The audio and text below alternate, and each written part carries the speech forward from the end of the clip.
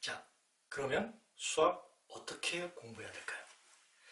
첫째, 선생님이 권해주는 방법은 각 학기 과정당 기본 개념서 하나와 기본 문제집 하나를 잘 선정해서 그것을 정말 잘 파악해둬야 된다 라는 얘기죠. 기본 개념서라는 것은 우리가 쉽게 말해서 정석, 개념원리 수학연구소에서 발간된 개념원리 수학을 얘기하고, 기본 문제집이라 하면 센 혹은 짜이스토리, 블랙박스 이런 등등의 책들이 문제집이라고 할 수 있겠죠. 그런 기본 개념서 하나, 기본 문제집을 하나를 선택해서 거의 마스터하는 겁니다. 마스터한다는 얘기는 적어도 그 책에서 나오는 문제 또는 그 유형들은 언제든지 풀 수 있다라는 정도로 공부가 되어야 한다라는 얘기입니다. 개념서는 수학의 중요 학습 주관점에 대해서 빌드, 세워주고, 기본 문제집은 그것을 확인학습, 반복학습을 통해서 드릴시켜 주는 겁니다. 이 두 가지를 꼭 선정하되, 경우에 따라서는 병행할 수 있지만 선생님이 권해주는 방법은 개념서 먼저 공부하고 문제집으로 드리라고, 이 방법을 추천합니다. 왜냐하면 그것이 좀 더 용량이 공부할 수도 있고 스트레스도 적습니다. 그리고 시간상으로도 좀 더 유리한 면이 있습니다. 그래서 개념서를 먼저, 문제집을 나중에 공부하는 방법을 권하는 겁니다. 두 번째, 이미 수학이 개통성이 굉장히 강한 학과목이다 얘기했죠. 그래서 기본이 중요하고 기본 개념, 원리를 중시하는 공부를 실제로 해야 된다. 그러면 기본 개념과 원리를 중시하는 공부의 어떤 기준은, 첫째, 수학 용어, 특히 모든 수학 용어의 정의를 다 우리가 외워둘 수는 없지만 중요 핵심 수학 용어만큼은 전부 외워져 있는 상태가 돼야 됩니다. 왜냐하면 수학 용어란 것은, 수학 용어의 정의란 것은 수학 용어의 뜻을 명확하게 정한 겁니다. 법처럼. 그러면 그것이 어떻게 정해지느냐? 수학 용어의 기본 성질, 그 성질을 압축시켜서 액기 상태로 나타내는 것이 보통입니다. 그러다 보니까 그 내용을 잘 파악하기 위해서 수학 용어부터 정확하게 파악하는 것이 매우 중요하고, 그렇게 해야지만이 우리가 원리를 잘 파악할 수 있게 됩니다.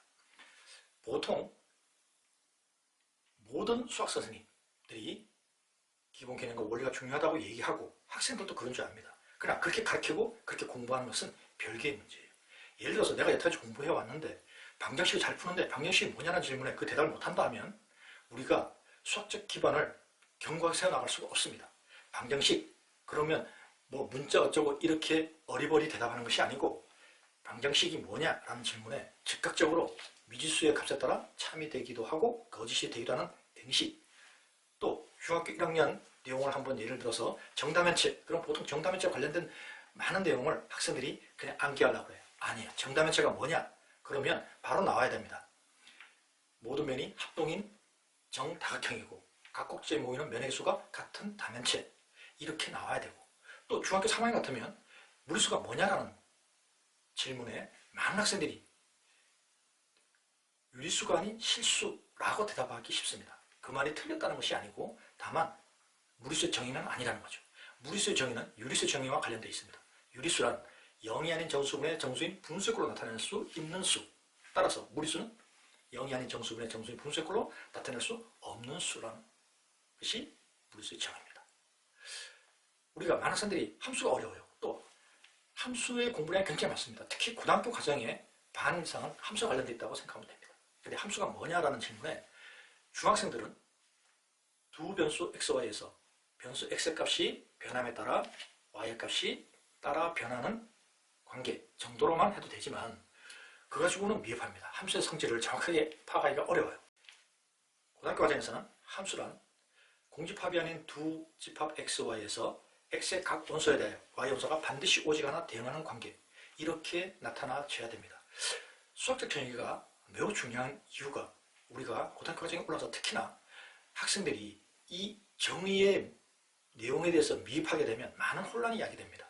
무한급수와 무한급수의 합에 대해서도 분별을 못하는 경우도 많고, 또 미분 영역에 들어가더라도 미분 또 함수의 연속, 미분 가능 여기에 관련된 내용 또한 많이 혼란스러워하는 경우도 많습니다. 또 예를 들어서 확률 통계 영역에서 정규분포가 뭐냐라고 얘기하면 정규분포란 그 확률 밀도 함수 fx가 루트 2파이 시그마분의 1 2의 마이너스 2 시그마 제곱분의 x 마이너스 m의 전체 제곱이라는 함수식을 갖는 연소 확률 분포를 가리킨다 라고 얘기를 해야 됩니다. 이렇게 우리가 기본 개념이 중요하다고는 하지만 그렇게 공부를 하지 않기 때문에 수학이 기초가 세워지지도 않고 또 부실하고 견고하지 못하게 되는 이유가 되는 겁니다. 하나의 단적인 예로서 그렇게 얘기한 건데 어찌됐든 우리가 기본 개념과 원리를 중시하는 공부를 해야 된다. 셋째, 수학은 논리 추론 능력을 매우 중시합니다. 그것은 하루아침에 훈련되어지는 게 아니에요. 그래서 장기간 우리가 좋은 방법으로 공부를 해나가야 되는데 그것이 바로 풀이 과정을 중시하는 겁니다. 풀이 노트를 마련해서 책에다가 그냥 막 풀이하는 것이 아니라 문제집을 앞서 책에다가 막 하는 것이 아니라 반드시 풀이 노트에다가 풀이 과정을 정확하게 그 과정을 나타내서 공부하는 훈련을 해야 됩니다. 그것이 하루 이틀은 차이가 날지 안 날지 몰라도 그것이 한 달, 두 달, 1년, 2년 쌓이다 보면 나도 모르게 수학적 논리력이 매우 향상되어서 달라진 모습을 본인들이 알 수 있습니다. 실제로 제가 같은 고2 여학생의 예를 하나 들면요. 그 여학생이 보통 모의고사 3등급을 받아왔습니다. 그러다가 수능에서 1등급을 받았는데 그 학생이 가장 수학하면서 기뻤을 때가 언제냐? 그것이 모의고사 처음으로 2등급으로 올라갈 때가 그때가 제일 기뻤다고 합니다. 근데 그날 결과를 받고 학원에 왔을 때를 제가 기억합니다. 그 학생이 학원에 다른 날보다 일찍 와서 밝은 표정으로 먼저 와 있더라고요. 그래서 제가 수능 모의고사 본 이유기 때문에 이번 모의고사를 괜찮게 봤나 보다 라고 생각하고 물었더니 막 좋아서 얘기하는 거예요. 선생님, 이상하게 이번 시험은요, 다른 때는 학교 시험이든 모의고사든 막 두서없이 막 이것저것 풀다가 보면 시간이 다 가서 실망하고 그랬었는데 이번만큼은 이상하게도 풀어나가는데 그 다음에 생각나고 그 다음에 생각나서 자연스럽게 문제를 잘 풀어나갈 수 있었고 또 풀면서도 성적이 많이 오를 거다라는 생각을 하면서 풀었다고 하는 겁니다. 제가 그 얘기를 듣고 그 학생한테 그랬죠. 너는 이상하게 라는 표현을 반복적으로 썼지만 그거는 절대로 이상한 게 아니라 너가 받는 훈련에 따라서 논리의 과정이 좀 더 구체적으로 잘 발현되어진 거다. 그러면서 그 학생이 공부했던 풀이장을 다시 한번 보여주고 확인시켜줬습니다. 그 학생의 예만 있는 것이 아니라 무수히 많은 학생들이 그런 훈련을 거쳐서 논리력이 향상되어지는 겁니다. 그래서 풀이 과정 매우 중요하고 그것을 우리가 풀이 노트에다가 나타내자라는 겁니다. 네 번째죠. 네 번째, 그러면 오답 노트는 필요 없습니까? 오답 노트 필요 없습니다. 우리는 마킹을 중시하는 공부가 훨씬 더 효율적이라는 것을 얘기하고자 합니다. 보통 오답 노트의 목적은 오답을 관리하는 데 있습니다. 물론 수학에서 우리가 오답을 관리하는 것은 매우 중요합니다. 보통 우리가 틀리는 것이 내가 부족한 영역이나 또 그런 유형에서 반복적으로 틀려나가기 때문에 오답을 관리하는 것은 상당히 중요한데 그것이 최선의 방법이 오답 노트는 아니다라고 보는 거죠. 그럼 어떻게 나의 오답을 관리하고 나의 데이터를 관리하느냐? 그것이 책에다 나타내는 마킹이라는 겁니다. 그래서 이 마킹이 오답 노트보다 더 효율적이다라는 것은 처음에 오답 노트를 작성할 때 많은 시간을 들이고 정성을 들여서 오답 노트를 작성하지만 시간이 지나서 오랜 시간 동안에 누적된 오답 노트를 갖고 있지도 못할 뿐더러 갖고 있다 하더라도 많은 양을 그것을 살펴보기란 쉽지 않고 실제로는 사용하지 않게 되어 있습니다. 그래서 굉장히 비효율성을 띠고 있어요. 거기에 비해서 이 마킹은 책에다가 한 마킹은 내가 해보면 우리가 사진을 보면 예전에 내가 그 사진을 찍었을 때의 시간, 장소, 인물들에 대해서 자연스럽게 생각이 드는 것처럼 내가 공부한 책에 내가 한 마킹은 생각나게 되어 있습니다. 그래서 그 요령을 다시 한번 나타내면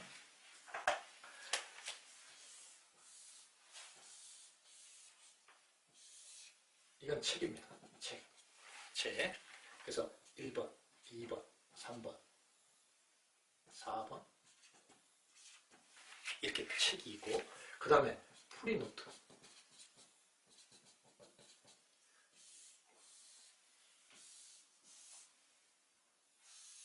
그럼 보통 풀이노트는 실제 판매하는 풀이노트는 가운데 중앙에 선이 그어져 있죠. 만약에 그런 노트를 사용하죠. 일반 노트를 사용한다면 한번 접으면 됩니다. 접었다 피면은 이렇게 우리가 자국이 나겠죠.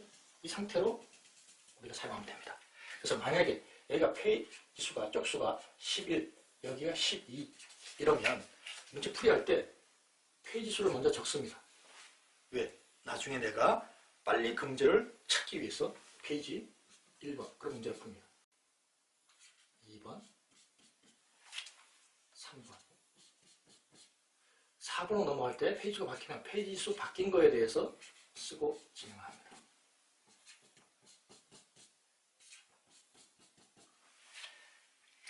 이렇게 풀이가 되고 내가 답을 확인하는 과정이 되겠죠. 그런데 보통 여기서 또한 중요한 내용이 하나 나옵니다. 그것은 뭐냐면 보통 학생들이 내가 풀고 답을 확인하는 과정에서 책 뒤에 있는 풀이를 보는 것이 아니라 그 앞에 몇 페이지로 축약되어 있는 답만 남아있는 그 해답만을 보고 확인해요. 그런데 그것은 아주 좋은 공부 방법이 아닙니다. 반드시 풀이 과정을 확인해야 됩니다. 오답은 당연하죠. 이 책의 출판사와 저자 선생들이 가장 기본이 되는 풀이 혹은 모범이 되는 풀이가 무엇인가를 내가 확인하면서 오답을 관리하는 거죠. 진짜 최상위권 학생들은 오답뿐만 아니라 정답 처리된 문제도 풀이를 통해서 확인하는 경우가 굉장히 많습니다. 왜냐하면 다른 선생들이 어떤 방식으로 풀었는가에 대해서 내가 확인하는 과정이고 나의 풀이와 비교해서 만약에 내가 다르다면 왜 풀이 과정이 다른가, 또 어떤 차이점이 있는가, 어떤 풀이가 보다 더 출제 의도에 따른 풀이인가, 이런 등등을 다각화해서 접근이 가능하기 때문에 그런 공부가 매우 훌륭한 공부다라는 것을 다시 한번 얘기합니다. 그래서 반드시 풀이 과정을 확인하라는 겁니다. 맞았어요. 틀렸어요. 틀렸어요. 맞았어요. 맞았어요. 틀렸어요. 자, 그런데 한 번 더 풉니다. 근데 다시 풀었더니 이게 풀려져요. 왜 이렇게 쉽게 풀어질까요? 풀이를 보고 공부하는 과정에 생각하게 되죠. 내가 왜 틀렸는가? 어떤 면을 내가 생각 못했는가? 그래서 풀이하는 과정에서도 실제로 공부가 되는 겁니다. 매우 중요한 요소예요. 이렇게 하는 것이 진짜 공부예요. 흔히 제가 목격해온 일인데 선생님이나 부모님들이 이 해답과 풀이를 학생으로부터 빼앗는 경우가 많아요. 왜죠? 보고 베낀다는 거죠. 굉장히 잘못된 겁니다.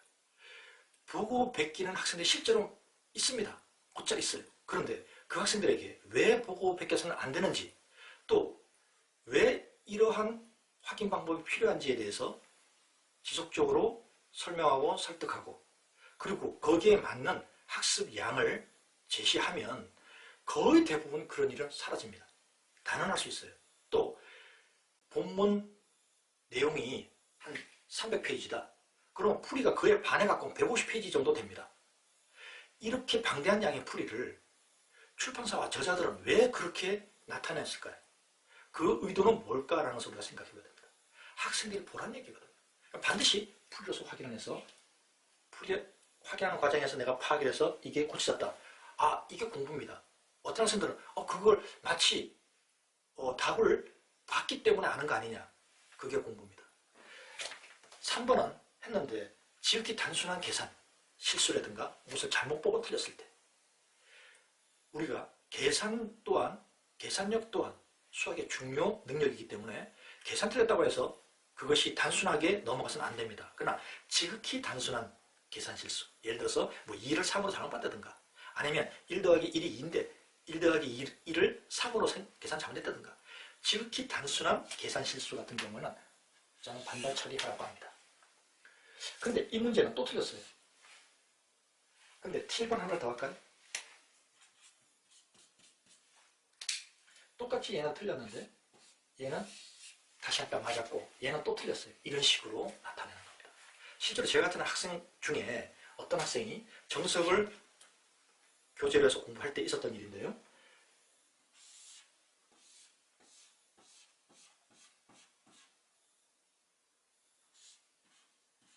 이렇게 숙제를 해왔습니다. 이렇게. 하나, 둘, 셋, 넷, 다섯, 여섯, 일곱, 여덟, 아홉, 열.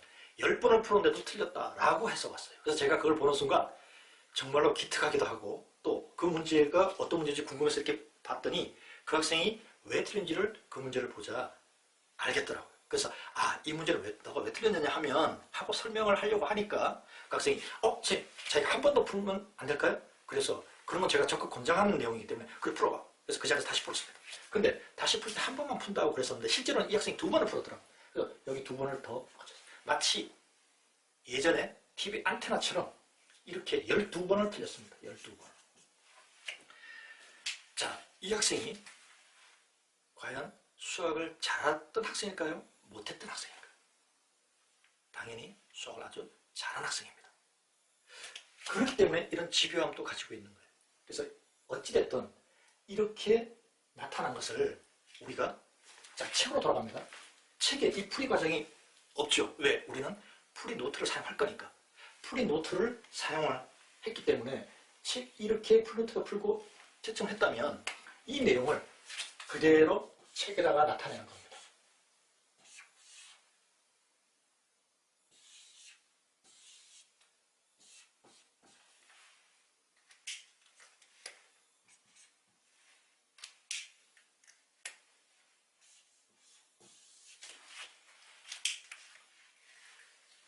자, 이렇게 우리가 나타내면 곧잘 학생들이 이런 오해를 해요. 선생님은 이 노트, 풀인 노트를 굉장히 강조하다 보니까 이것이 책보다 우선되는 줄 알아요. 아닙니다. 책이 노트보다 우선이에요. 실제로 훈련이 잘 되어 있다 그러면 풀인 노트 분실해도 상관이 없습니다. 어디에 풀었든 간에. 또 예전에 풀었던 풀인 노트 분실해도 상관이 없어요. 그러나 책만큼은 우리가 잘 가지고 있어야 됩니다. 특히 고등학교 과정은 중학교와 달리 중학교에서는 책 한두 권만 가지고도 100점 얼마든지 쉽게 우리가 접근이 되지만 고등학교 과정은 한두 번 본다고 해서 좋은 결과를 얻기는 쉽지가 않아요. 그래서 필요하다면 반복 학습이 계속 필요합니다. 따라서 이 책은 대학 갈 때까지 최소한 지니고 있고 또 필요할 때마다 봐줘야 됩니다. 그런데 자, 책으로 이제 돌아가겠습니다. 책은 아무것도 없이 이렇게 나타나겠죠. 그런데 여러분들 한번 해보세요.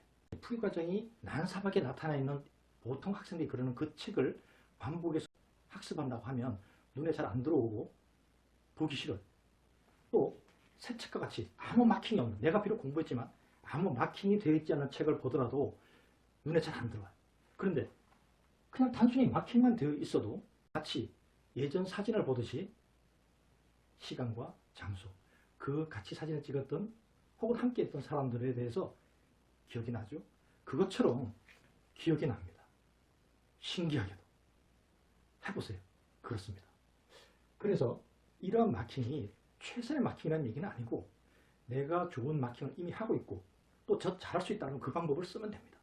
이 방법은 어찌 보면 가장 단순한 또 기초적인 마킹이기 때문에 우선 이 얘기를 하는 겁니다. 자, 수학을 어떻게 하면 잘할 수 있는가 라는 얘기는 단순하지도 않고 또 지금 한 10여 분간 얘기해서 되는 것도 아닙니다. 더 자세하고 더 깊이 있는 것은 수업을 통해서 필요할 때 계속적으로 얘기하도록 하고 오늘 하고자 하는 네 가지 얘기를 정리하도록 합시다. 수학 어떻게 공부해야지 잘할 수 있을까? 첫째, 기본 개념서와 기본 문제집 한 권씩을 잘 선정해서 그것을 확실하게 공부한다. 둘째, 개통성이 크기 때문에 기본 개념과 원리를 중시한 공부를 해야 된다. 그렇다면 그 출발점을 뭘로 잡느냐? 중요 수학 용어의 정의를 이해하고 암기하는 것부터 시작을 하자. 셋째, 논리와 추론 능력이 매우 중요하기 때문에 항상 왜라는 질문을 스스로 던지는 공부를 하고 풀이 과정을 중시해야 되기 때문에 풀이 노트를 사용하자. 넷째, 그 내용의 결과를 반드시 책에다가 표시를 하자. 책에 되어 있는 마킹은 내가 공부한 내용에 대해서 연상작용을 강하게 한다. 이 마킹이 왜 중요하냐를 또 다른 말로 하자면 특히 학생들은 많은 정보를 우리 머릿속에 넣습니다. 그야말로 무수히 많은 정보를. 그런데 그 무수히 많은 정보를 넣는 과정을 인풋 과정이라고 하고, 내가 필요할 때 그 많은 정보 중에서 내가 필요한 것을 끌어내는 것을 아웃풋 과정이라고 한다면, 당연하게도 인풋을 많이 하는 것도 중요하지만 그 인풋의 정보를 내가 어떻게 관리해서 필요할 때 그곳을 정확하게 찾아서 내가 쓸 뿐만 아니라 또 내가 필요한 것은 오랫동안 잘 저장을 해둘 수도 있어야 되겠죠. 그 모든 것을 가능하게 하는 구체적인 방법 중에 중요한 것이 마킹이라는 겁니다. 어쨌든 오늘 얘기한 이 네 가지를 반드시 지켜가면서 또 선생님이 계속 이 얘기는 확인해 나가도록 하겠습니다.